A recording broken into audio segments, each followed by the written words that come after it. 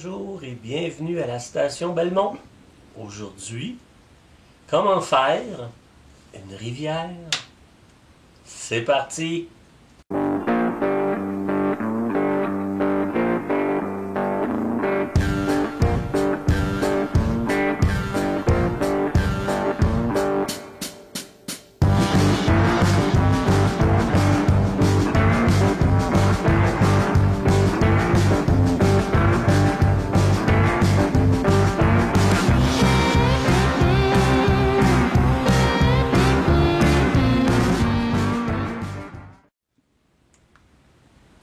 Alors, la suite de notre grand projet de la maquette. Lors du dernier épisode, nous nous étions laissés sur l'installation du panneau de styrofoam. Et je vous avais dit, j'aime bien travailler avec le styrofoam parce que justement, ça me permet de creuser pour faire un effet 3 dimensions, d'aller chercher, si vous voulez, un niveau 0 pour me creuser une rivière. Donc, j'ai creusé dans mon styrofoam l'espace de mon lac, de ma rivière, et tout de suite, j'ai commencé la première étape en faisant le fond. Je n'ai pas peint ma rivière, je n'aime pas peindre mes rivières ou mes fossés, ou j'aime mieux les remplir avec du sable ou avec de la roche, parce qu'en réalité, c'est ça qu'on trouverait dans une rivière. Dans le fond d'une rivière, c'est pas de la peinture, c'est du sable, c'est de la roche. Donc, je répète le même processus que si je devais faire du ballast. C'est-à-dire que j'ai installé mon sable et ma roche, j'ai arrosé pour que tout soit bien mouillé, et mon mélange de colle blanche d'eau, 50-50, je suis venu saupoudrer ma colle, mon mélange d'eau et de colle, et j'ai laissé ça sécher dans la première nuit. Déjà, au lendemain matin, ma rivière, mon fond était bien sec, bien dur, rempli de sable, et sur les côtés, j'ai fait des berges un peu plus sablonneuses, avec un peu plus d'herbe, et tranquillement, parce que là, j'ai environ 1 pouce de profond. Il y a 1 pouce d'écart dans ma rivière. La première couche que j'ai faite, la première couche d'eau, elle a complètement été absorbée par mon fond. Le sable, mes petites pierres, tous les trous, toutes les aspérités ont absorbé, ont bu ma première couche d'eau. J'ai laissé sécher une 2e journée. Et dans ma 3e journée, quand mon produit était bien sec, bien durci, je suis venu avec les produits Woodland Scenic faire un mélange d'eau. Celle-là, je la veux un peu plus marécageuse. Je la veux un petit peu plus verdâtre. Donc, j'ai rajouté quelques gouttes de teinture dans le produit Woodland, qui est prévu à cet effet. Et vous voyez, là, j'ai étendu une 3e... En fait, non, c'est la 2e couche. La première, c'est le sable, ma roche. La 2e, c'était ma première couche d'eau. Et là, j'en suis à une 2e couche. Et celle-là, vraiment, on voit que là, mon niveau d'eau a augmenté. Donc, j'estime que pour faire une belle rivière, c'est pas si grand, mais quand même, ça occupe un certain espace. Ça va probablement me prendre 4 bouteilles, parce que vous voyez, j'en ai déjà 2 de passé. Franchement, ce produit-là se travaille bien. C'est une belle affaire que Woodland nous offre. Je ne sais pas si en Europe, il y a des produits équivalents, mais Woodland Scenic, ici en Amérique, avec leur teinture, vraiment, là, c'est un très, très, très bon produit. Je m'en suis servi plusieurs fois. Ça donne un très bon résultat. Le seul bémol, soyez patient.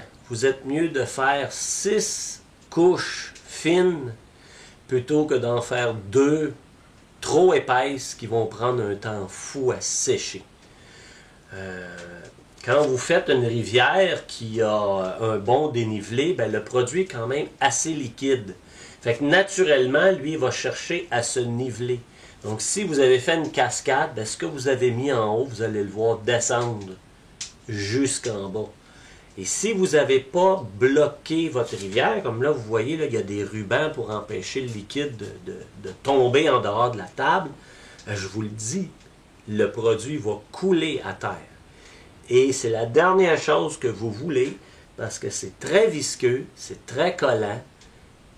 Vous ne voulez pas commencer à faire quelque chose le soir en vous disant « ça va sécher cette nuit », puis vous vous réveillez le lendemain matin, puis tout le produit a coulé à terre sur votre plancher. C'est bien, c'est bon, ça se travaille bien, mais vous êtes mieux de faire des couches, plusieurs couches fines, que d'essayer d'en faire des trop épaisses qui vont prendre un temps fou à sécher. Le produit sèche naturellement clair, donc si vous rajoutez de la teinture, c'est parfait, il va sécher avec sa couleur de teinture. Si vous le laissez clair, il va sécher clair, mais donnez-lui le temps de sécher avant de rajouter des couches, parce que sinon, la couche du fond va chercher à devenir blanchâtre, alors que la couche supérieure, elle, va rester claire.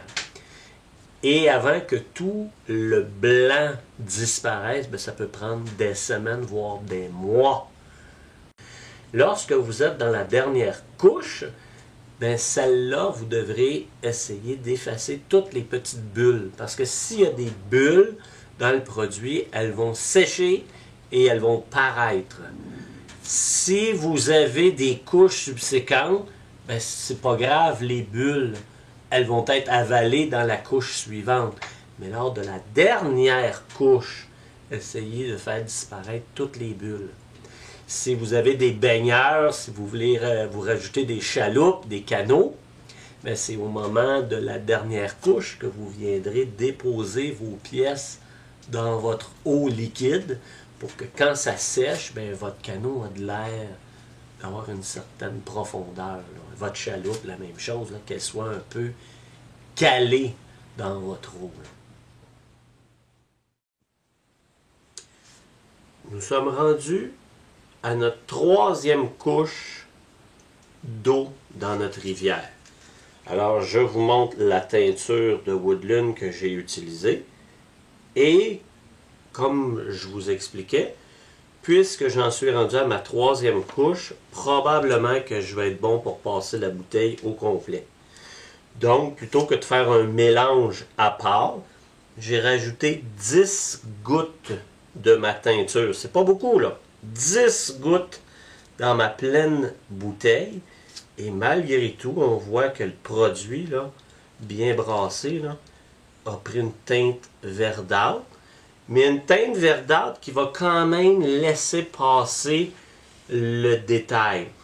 Ma première couche de verre était très, très opaque. Donc, on voit sur les berges le détail, mais ce que je veux simuler, c'est une profondeur. Donc, elle est très opaque dans les parties les plus creuses et elle va l'être beaucoup moins au fur et à mesure que je vais faire des couches subséquentes qui vont simuler justement une moins profonde ou des sections moins profondes où il y a moins d'eau. Donc, je suis capable de voir mes détails. Donc, tout le sable et les roches que j'ai fait avant de couler mon eau, ben, avec mes couches plus claires, ben, je vais les voir, tous ces détails-là. C'est pour ça que je n'aime pas peindre le fond de ma rivière, mais plutôt faire du décor comme une vraie rivière pour ensuite venir tricher avec mes couches d'eau mélangées avec la teinture. Donc, nous en sommes rendus à déposer notre 3e bouteille, notre 3e épaisseur d'eau. vous allez voir, là, le produit est quand même assez liquide. Donc, on le dépose. Et naturellement, là, vous allez voir, là, ça va se placer. Et là, j'en ai déjà là, la moitié de la bouteille de placée. Là.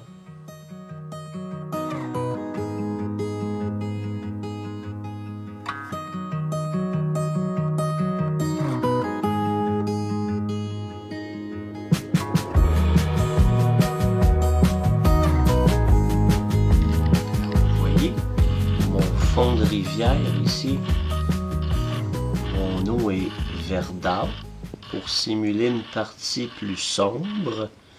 Mais ici, quand j'ai fait mon fond, ça s'est adonné qu'il y avait un promontoire, il y avait un petit monticule de roche.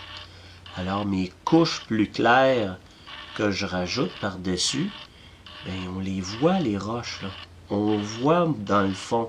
Donc oui, j'ai des couches de produits, mais à mesure que je monte ou que j'épaissis mon eau, le détail du fond reste apparent. Si j'avais peint, je n'aurais pas pu faire, je n'aurais pas pu recréer ce réalisme-là, que dans le fond de ma rivière, ben, je vois la roche de ma vraie rivière. Là. Dans mon décor, ben, il y a des aléas, il y a des hauts, des bas, des creux.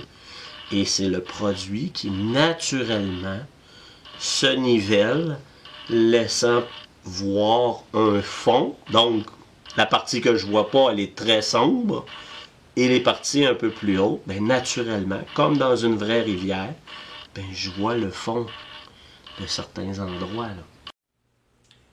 Alors, nous voici déjà, ça fait 5 jours, à notre dernière étape pour l'eau de notre rivière. J'ai 5 couches très fines. Donc j'ai 5 journées de 24 heures. J'ai alloué un temps de séchage. J'ai 5 couches. Donc mon eau, j'ai une épaisseur d'environ 5-6 mm, un quart de pouce. Et je me suis gardé la moitié d'une bouteille pour la dernière étape que je vais faire complètement claire. Au fur et à mesure que j'ai monté mes étages, j'ai toujours réduit le nombre de gouttes de teinture. Vous vous souvenez, la première, elle était très opaque. J'avais mis une trentaine de gouttes.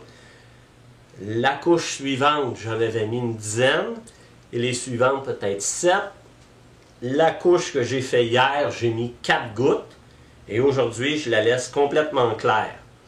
On voit là très bien les plages, les berges.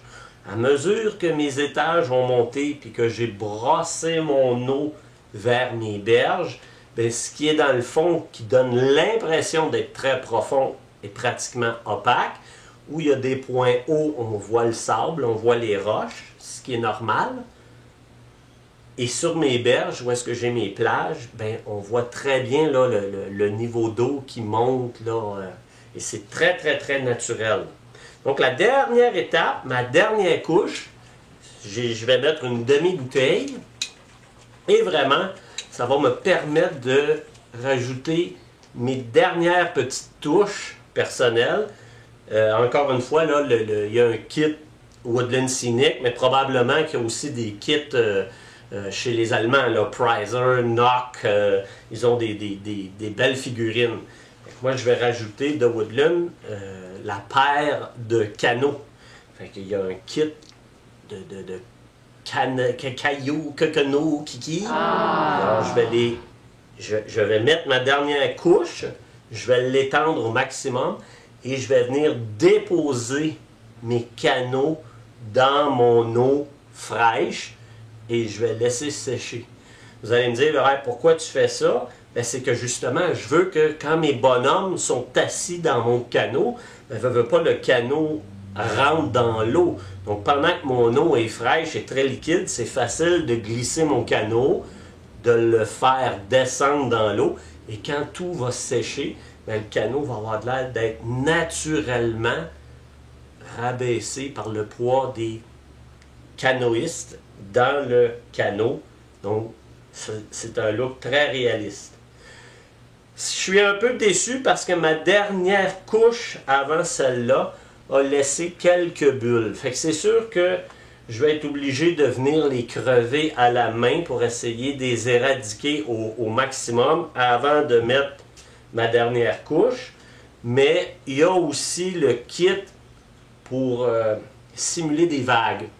Ça ressemble à ça, mais c'est beaucoup plus visqueux, beaucoup plus pâteux. Et ça nous permet justement, là, avec un pinceau, d'aller simuler des vagues. Donc, ouais, où je vais mettre mes canaux, ben, je peux faire les sillons en forme de V, comme si mon canot avançait là, dans l'eau à mesure que les gens rament. Alors, j'ai crevé toutes mes bulles et je vais espérer que, en coulant mon eau, je vais la brosser pour la redistribuer pour que ça vienne boucher là, tous les petits trous là, et vraiment masquer dans le décor. Alors on y va.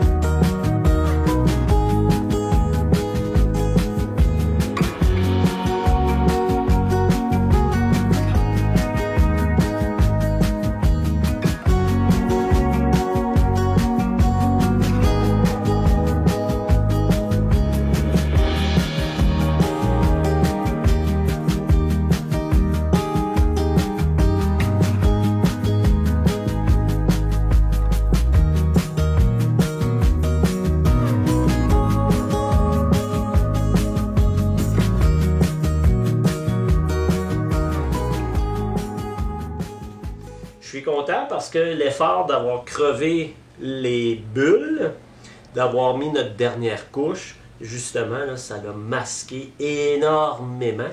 Ça a laissé les plus petites qui donnent un effet très réaliste là, à notre rivière.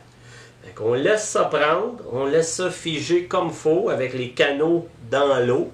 Et demain, une fois que tout aura bien durci, ben là, je viendrai installer les personnages dans mes deux canaux. Parce que là, ils vont bien se tenir. Si j'essaie de rajouter maintenant, je risque de les toucher, de les déplacer. Laissez ça comme ça. Là. Ça fait déjà 5 jours que vous êtes capable de laisser sécher votre rivière. Somme toute, c'est un très très beau résultat. Mais on a travaillé plus fort à crever quelques bulles pour la dernière étape. Sinon, là, très très bon. Merci Woodland. Merci.